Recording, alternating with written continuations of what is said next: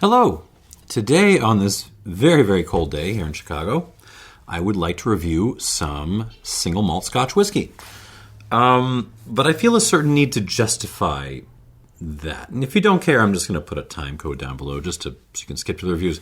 But it's something I want to talk about a little bit, because what I've noticed, I went through my queue of new stuff I bought, and I realized I bought a hell of a lot of Scotch malt whiskey in the last couple of months. It wasn't something I planned. It was just like I went, that looks good and is a good price. I'll have one of those, and I'll have one of those, and I'll have one of those. And here I am sitting on a pile of this stuff. And I had a little bit of a panic when I realized this, because I was like, oh my God, I can't review all of this for the channel, because I'm not a whiskey channel. I'm not a Scotch channel. The criteria for the stuff I put in this channel, I really want to talk about things that are just kind of different in character, overlooked, they don't get a lot of hype, that are generally good values, or at least that's what I'm targeting. And I'll depart from that on occasion, but that's kind of the theme. That's what all y'all subscribers and all y'all Patreons are generally supporting me for, right? So I thought I was just going to have to have all this for myself and not talk about it. But then I kind of gave it more thought over the last few days, and I came more and more to the opinion that pretty much all of the Scotch I bought falls under that criteria. And there's a couple of reasons for that. Okay, first reason is there is an oversupply of Scotch whiskey right now. We're not at a second lock, as they say. We're not back in like the turn of the 80s. Things aren't that bad, because consumption as such, it's down a little bit. It's not super down. What's happening is a couple of years ago, investors, very, very, very rich people, wanted a new place to park their money. And so they bought whiskey. They bought bottles. They bought casks. They commissioned casks. They grabbed everything they could get a hold of. And they went for like the big name, blue chip kind of distilleries, but they also went for newer distilleries. They went for the kind of mid-tier stuff as well. Like, they went for everything they could sink their money into, because when you have a gigantic money hose that's spitting out cash all the time, you need to put it in something to drain it into. What's happened, I think, is in the last year or two, they've started to pull back. They're still keeping their money in the blue chip stuff. It's why you will never see an inexpensive bottle of Kleinlich for a while, at least. That's not going to happen. But they've started to pull away from the newer distilleries and the kind of the good run-of-the-mill mid-tier stuff. And as a result, there's a little bit of an oversupply. People are just sitting on stuff. And as a result, I think what you're going to see is a kind of a kind of K-shape in the pricing. I'm sorry, my hands are not cooperating. I'm not that flexible, but a kind of K-shape. So if I'm a owner or bottler or retailer, I'm going to look at those kind of blue chippy distilleries, Springbank and so on, and I'm going to be trying to wring as much money out of whatever I've got of those. Whether I own a cask, bottles, the distillery itself, I'm going to be getting as much cash out of that as possible. On the other side, stuff that doesn't go with it, I'm going to be trying to get to fire sale it just to bring some cash in. And that makes for an interesting situation if you are a consumer, because there's a lot, like, prices are coming down. The days of, signatory dumping stuff in a overactive sherry barrel for a couple of months just so they can justify selling you, an Alta Bane 7-year-old for over $100. Those days seem to be coming to an end, and thank God. This means give up on Kleinlich, give up on your independently bottled Ardbegs, they aren't coming back. But there's a lot of distilleries with kind of lesser reputations or no reputations yet that are really starting to get interesting.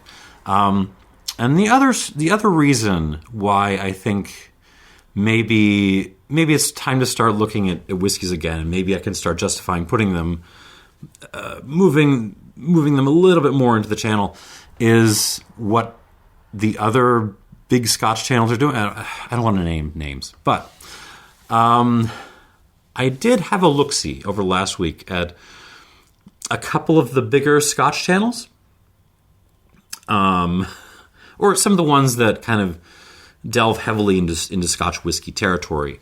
And I didn't watch a whole lot of videos, but I looked at what they were reviewing over the last couple of months. And I have to say, the number of times when I said, oh, that's an interesting pick. That's not what I would have expected. I didn't even know that was out there. Those times were depressingly few. What I saw was folks sticking to a safe space of, say, 20 to 30, cool distilleries, and not really venturing too far beyond that. And when they do, it's like this, they'll tackle gin or something every once in a while, something. But they play it safe. They stick to the stuff that is going to get the hits. And I understand that. Like if this is your revenue stream, you've got to get the hits in, you're going to pick the stuff that you know is going to get clicks because people know what it is. Most of the time people don't watch reviews to be informed on a thing. They click it to hear a person reaffirm that the thing that they like is actually good. That's the reality. So they're just not informing people of the immense changes that have been happening in Scotch whiskey over the last couple. Like when your whiskey of the year pick is just a repeat of a previous whiskey of the year pick you've already done, like something has gone wrong. The wheels have come off somewhere. When the industry has changed so much so quickly, and you just anyway, so this is my attempt to say Scotch is back on the menu, boys. Like there are a lot of distilleries out there that really kind of deserve your attention and are not really getting it. So we're going to start the the parade of crap I've shoved in the back room over there. I will be doing other stuff. Don't be scared. I'm not becoming a whiskey channel. We're just shifting emphases a little bit. We're going to start the parade with this Scapa, 16-year-old. Scapa Distillery is, I've been talking about it for a long time as the number one distillery that I would like to see change hands, because I don't feel like the owners are really... I was complaining about the ownership basically only putting it out in really crappy form and not showing how interesting it is. And lo and behold, Pernod Ricard, it is Pernod Ricard, right? Yeah, Pernod Ricard seem to have listened to my complaints, because they have all of a sudden, out of nowhere, dropped an entire new range on the world. It's actually less expensive in the U.S., right now at least, than it is in Europe. So you've got a 10-year-old, a 16, and a 21. You've already seen some reviews from the Europeans on this stuff, but not a lot of stuff in the U.S. left. This is the 16. All of these are bottled at 48%. No mention of non-chill filtration. No mention of no added color. But 48% is pretty good. I will take it. So I'm going to pour some of that. But it needs a sparring partner. It needs some sparring partners. And I found this at the last minute. This is an offering from my friend Joe, longtime supporter of the channel. This is the old Scapa 14, which I'm sure I tried back in the day. I must have had this at Delilah's or something. This would have been bottled sometime during the Bush years. It's 40%, and we shall see how much better this is than this. But we're not going to stop there, because Scapa is not the only distillery out there with a a typically underpresented range that will put things out there in better form, bottled at 48%. Glen Moray, 12-year-old, but it's not the regular 12-year-old. This is an Unchillfiltered version in a liter bottle. Check that out. Bottled at 48%. So if all y'all missed the Speyburn 10 travel retail thing, I'm pretty sure this was travel retail too at some point. The Speyburn 10 that was bottled at 46%, which I absolutely loved and thought was the value champion Scotch of the world. This is a potential sequel. So let's just run through these. I've been blabbing enough already. We're already 11 minutes into this thing. Move these over, give myself some room to work. I'm super excited. I'm really excited about these two. Not so much the 14, which I remember not being my favorite. All right, let us try the circa 2000s Scapa 14-year-old. Oh, crap. I made notes for these two, and I realized that I didn't bring them. They're over there. We're going to get notes on the table for the 14. I didn't get enough for a test pour. The reason I'm talking so much is this is not showing a whole lot. I'm getting some vague, like honeyed barley stuff, pear, a little bit of like a sea salt and an aniseed kind of note, which is interesting. Lightly floral. I mean, Scapa's fun because it's a distillery that is inevitably going to be compared until the end of time with Highland Park because it's right there next to it on Orkney. But it's really a very different character. It tends to have this aniseedy, smoky kind of quality. Not peat smoke. Like Highland Park can do peat smoke. This is more like, seaside campfire smoke. But it's not really on this version. Yeah, it's honey, light apple pear, some barley graininess, touch sea salt and not fennel, aniseed. Gentle gestures toward field flowers. That's kind of it. On the palate.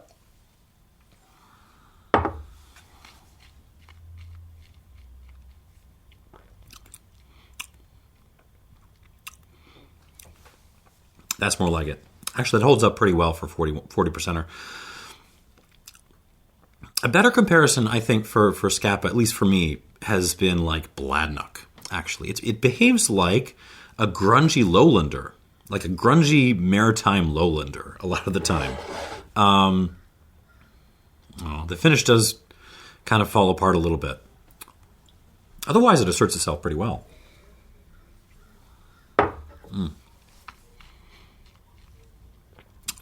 This is actually better on the palate than it is on the nose, which is usually the reverse of how these things go when things are bottled at 40%. Usually the nose is okay, then you have the palate and it's just flat as a pancake. What do we got here? Similar sorts of notes. Nice pear. A couple of different kinds of honey. There's some clover honey. There's some like orange blossom honey. A touch of orange peel happening. Now the campfire smoke is rolling in. Along with that, some like aniseed notes, salted licorice. Just nice brininess.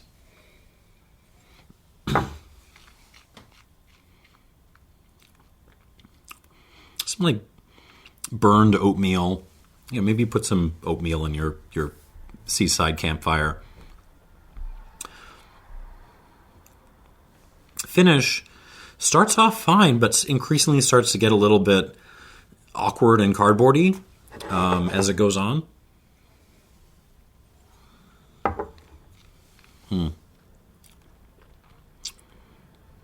This is better than I remember it being, actually.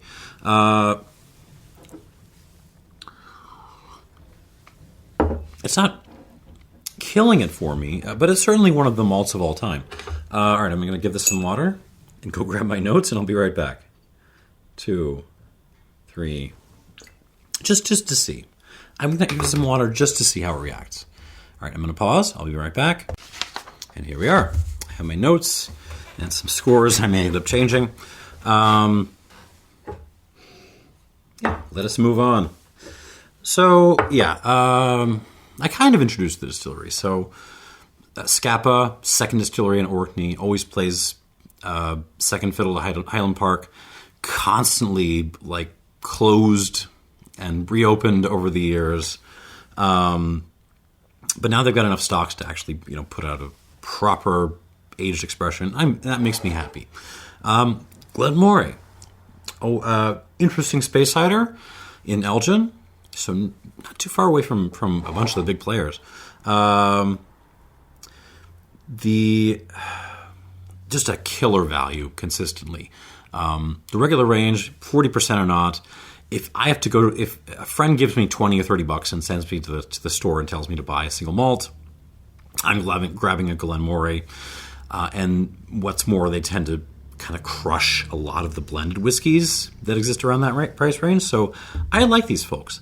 What interests me about this is it's presented very much like the 18-year-old Glen Moray, which I adore. So if you lost faith in 18-year-old scotches, go buy the Glen Moray. I'm telling you. All right, here we go. Glen Moray 12, properly presented, non-chill filtered, Speyside single malt Scotch whiskey. This is marked as American oak. It is non-chill filtered. Nothing about color, though. Oh well, I'll take what I can get. Oh. Immediately, you can tell the proof makes a difference. This is just... I kind of had to, pull the notes out of the Scapa 14. This, they're just coming right out to meet me. It's such a malt whiskey. I mean, I'm not missing this in a blind. This is vanilla, apple slices, like toasted bread, toasted brioche, something like that. Walnuts. There's a nuttiness to this. Ginger powder, a little bit of sawdust, so a hair bit of raw oak, but it's not. It's just kind of part of the texture. It's not ruining the balance. Kind of a coffee thing, like fresh coffee beans, Brazilian, something on the nuttier side. Yeah, this is just throwing stuff at me. Shortbread, wildflower honey.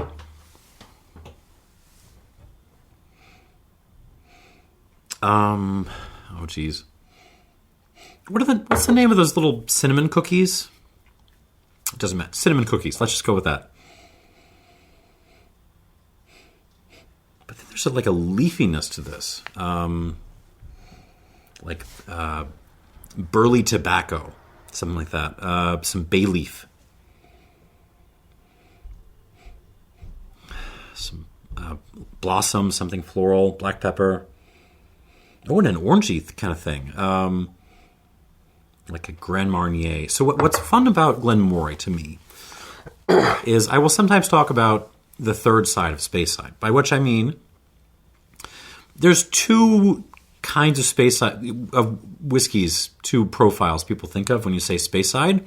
They think of like vanilla and happy fruit and honey, that kind of style, or you think of like the sherry bomb. That kind of thing. But there's a third side of Speyside out there, which is very much more driven by like tea leaves, tobacco, citrus, orange and lemon, bitters, sours. What's interesting to me about Glen Moray, the profile, is that they're constantly like they got one foot in that super duper fruity honeyed style and another foot in that more kind of austere tea and citrus style. And it just balances really well. Yeah, like some breakfast tea, some like really leafy breakfast tea. Something like oil. Is like a little bit of oil, motor oil, just the tiniest hint. Not dirty motor oil. This is fresh, 5W30. Yeah, I was really hoping, like this is like 40 euros or something for a liter. And I was really, really hoping that this would kind of show up and be a killer value. And so far on the nose, it's showing up.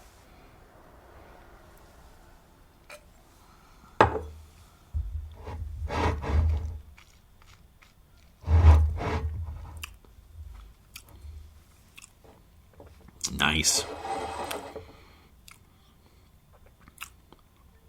I mean, this is just impeccably balanced.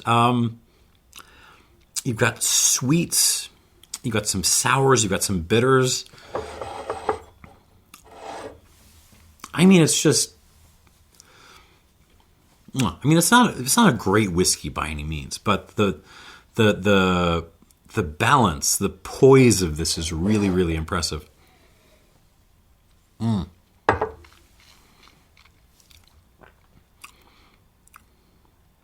So up front, you've got honeyed apple slices, a little bit of sawdust sprinkled in there, lots of vanilla too, shortbread. You just like shove some Walkers in your mouth, but then, it closes much more kind of bitter sour. Closes more on like that tea and tobacco thing, that kind of leafy herbaceousness thing, the bay leaf, and some like lemon peel, orange peel. It's lots of little things going on.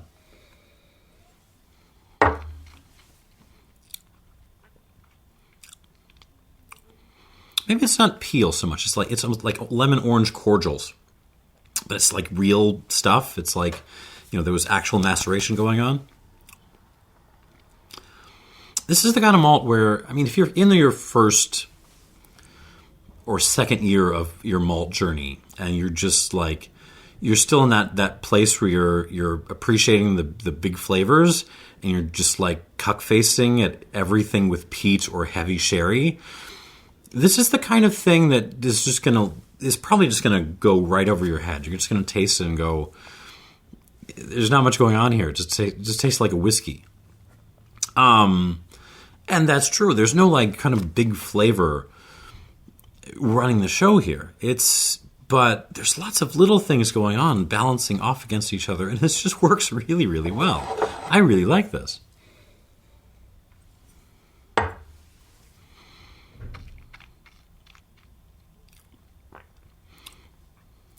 Yeah, walnuts, ginger, that kind of nutty Brazilian coffee thing again.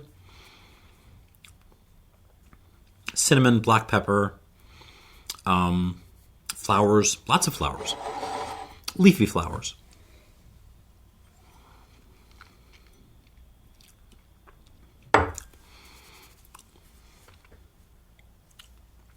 I think I like this better than that Speyburn 10. It's not, I can't see the fine folks at Whiskey Base or Dram Face or any of those places going crazy over this, but this is just darn good. This would be a fantastic house malt to just have around when you wanted a nice, clean, competent, complex whiskey. Yeah, 40 odd euros. Really worth your time. But we'll add some water. See if it falls in its face. I'm going to give it like a squirt and a half. And move on to the reason why you clicked on this video. because there aren't a lot of reviews of the Scapa range yet. The Germans have done a few. My friend Greg actually did the 10, but not a lot yet. All right, Scapa 16. Orkney, single malt Scotch whiskey. It's kind of a cool bottle shape. It really looks better in pictures than it does in person. In person, it kind of looks, honestly, a little rinky-dink or a little bit cheap. Oh well. So no mention of chill filtration or coloring on this, but I'll take the 48%. On the nose.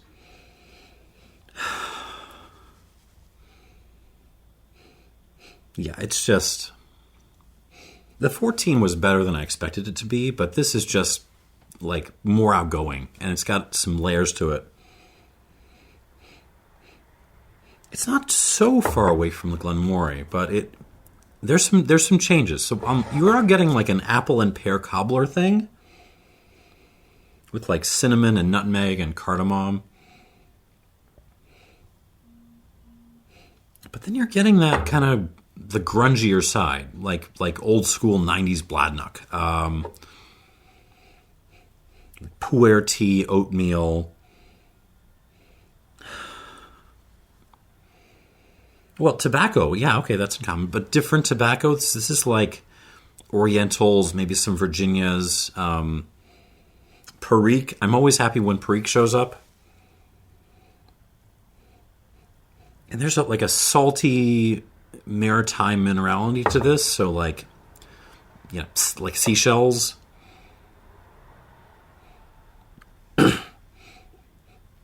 This is one of those malts where I put my nose to it and my brain is telling me, oh, there's peat here. But there's actually no peat. It's just that intense maritime character.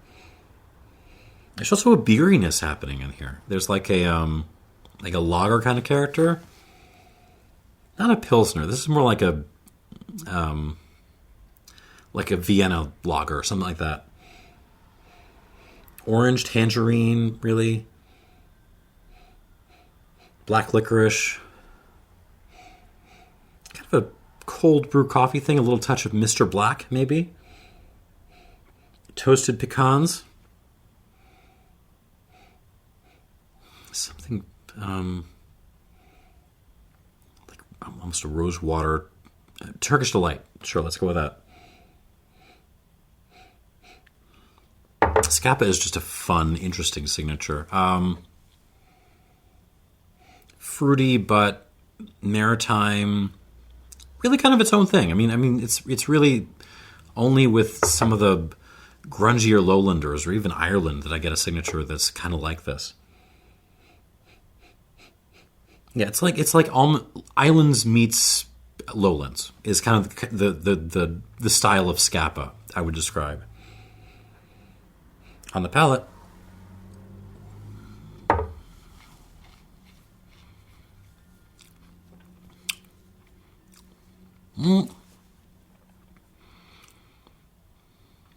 Sorry, the finish.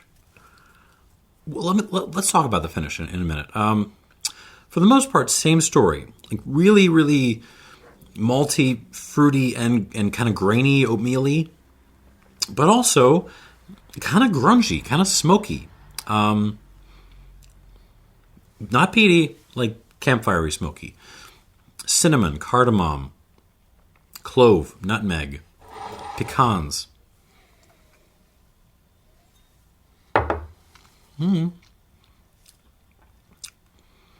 But then you're getting like candied pears, candied apples, ginger snaps,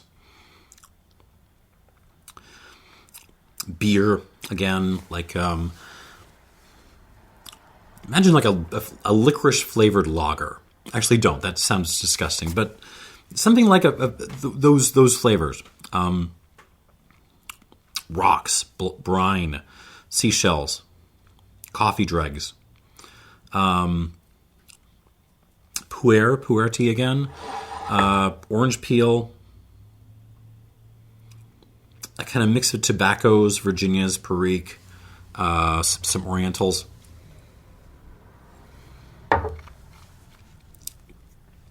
Something grainy.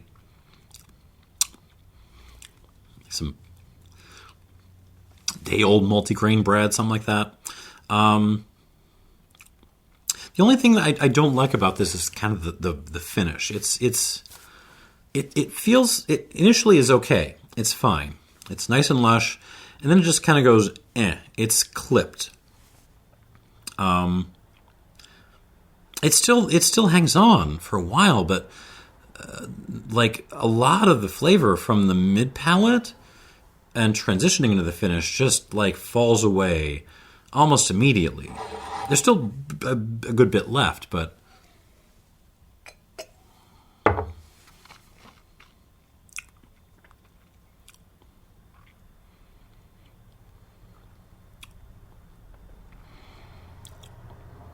yeah, I don't know what the deal with that is.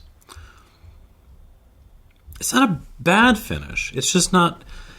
If from the rest of the way this acts, it feels like it should be better. Let's stick with that. So I'll give it some water. Again, like what, a squirt and a half. It's still. I mean, it can still fall on its face, right? After I add water, but so far this is the best Scapa I've had in a long, long time. Not that I've had a lot of Scapas. That's the 14, old 14. One of the more forgettable modern bottle. I think it was maybe the 16 or something like that. That Gordon and MacPhail that literally everyone has tried at some point in their life. This is good though. It's and yeah, the pricing like at K&L, this is like $60 or something. It's a little bit more expensive elsewhere in the U.S., but you're still like looking at $70 for a reasonably well presented 16-year-old. And we'll see what the score is, but that's already worth some attention. So well done to Pernod Ricard for perhaps listening to me. All right, we'll go back to the Scapa 14 from the Bush years.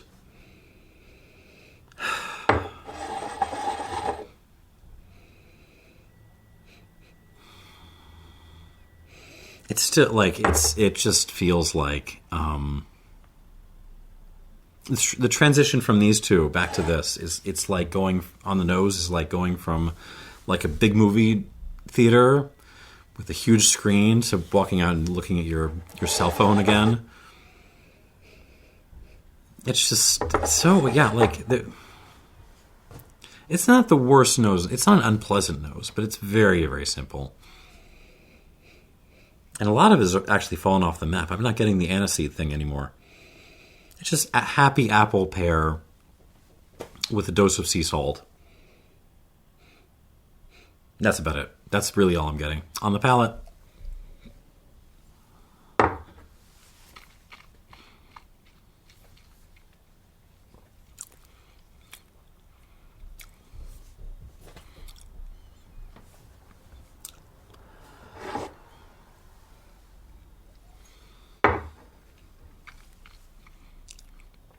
it didn't like the water. Not that I'm shocked. Yeah.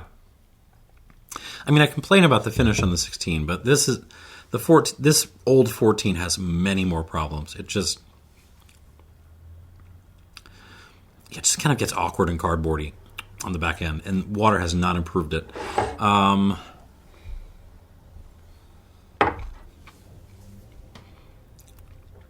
If this is your only chance to try Scapa, this 14, it gives you some sense of what the distillery can do. You're still getting that the fruity character, the maritime thing, the aniseed thing, a little bit of the campfire smoky thing, but yeah, it's a relatively forgettable whiskey, and Scapa deserves better than to be forgettable. I'm going to give this like a 83 minus. But fun to revisit it. Thank you, Joe, for the opportunity. I will get to your Jura collection soon. I'm sorry. Okay, and moving on. I'm very curious to see what the Glen Moray does with water. Glen Moray 10-year-old liter bottle, unchill-filtered, etc. On the nose, you know that other side of Speyside thing I just mentioned? It's coming out on the nose. Gets very orangey, very tea leafy, bay leafy. Oh, it's glorious. It just sings Speyside, this stuff.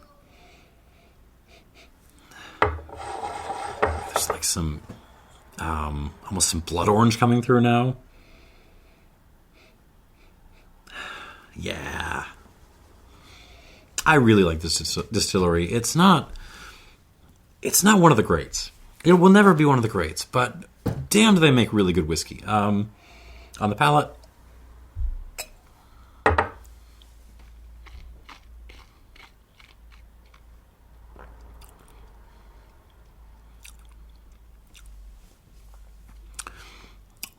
it's the less austere side of the third side of Speyside.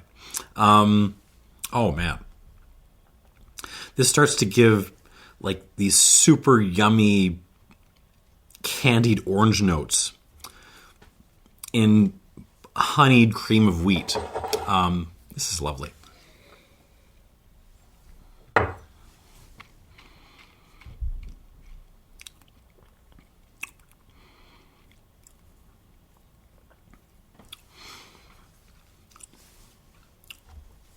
I mean, yeah, this is... I had scored it erroneously before. I will now correct myself. I think this is a really, really cool grab. It's not... Again, if you are still in that point in your malt journey where you just want as much peat as possible shoved into your face, as much sherry as possible shoved into your face, this ain't going to do it for you. Like, I'm going to give it a decent score. Don't listen to what I'm saying. This is not going to do it for a lot of people that are looking for those big, outrageous flavors. This is much more about subtlety and balance and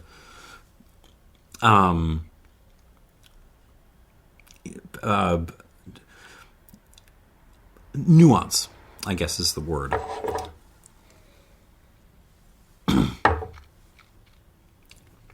But if that is your jam,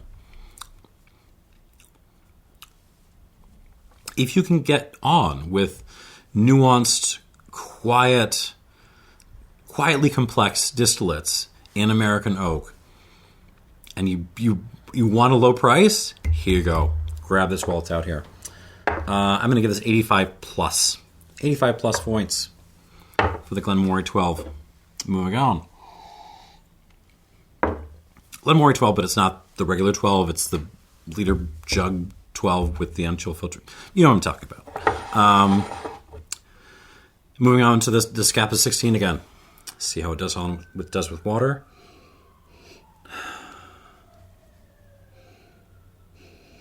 The nose gets a little bit more austere. There's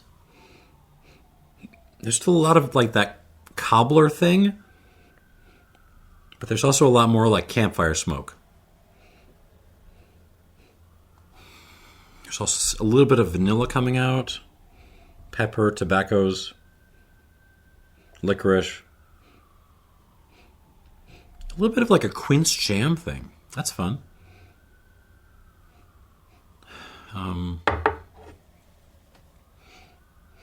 And Swisher Sweets thing, even though I don't think there's any... Usually Swisher Sweets for me is like an indication of sherry maturation. Well, this might have sherry maturation on it. They don't say, but I wasn't getting that other signs of that. Okay. On the palate.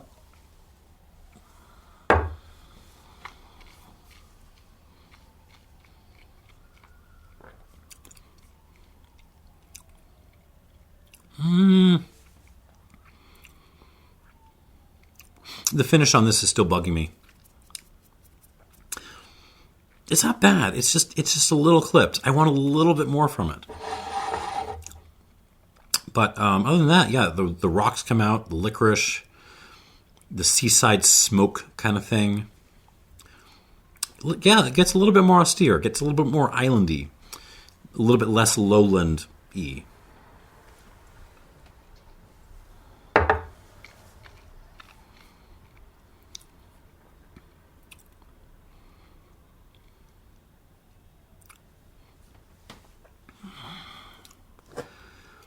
I just want to grab the finish after that first half a second. Just grab it and lift it up a little bit. Just sustain some of those notes a little bit better. This is still very good. And if you've never tried a Scapa before, this is as good an example as I've ever tried. It's not perfect. I will still give it an 86. It's a little bit better than the Moray 12, this special bottling. But it's not that much better. 86 points for the Scapa 16-year-old. 85 plus for the Glen Moray 12 thing. That's awfully generous. Do I really want to give it an 85 plus?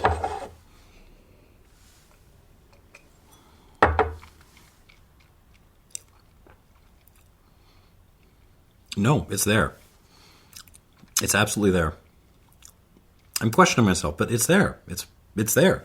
And 83 minus for the old Scapa 14. That is the video. Thank you for watching and humoring my explanation for why I want to review some of these things. And cheers.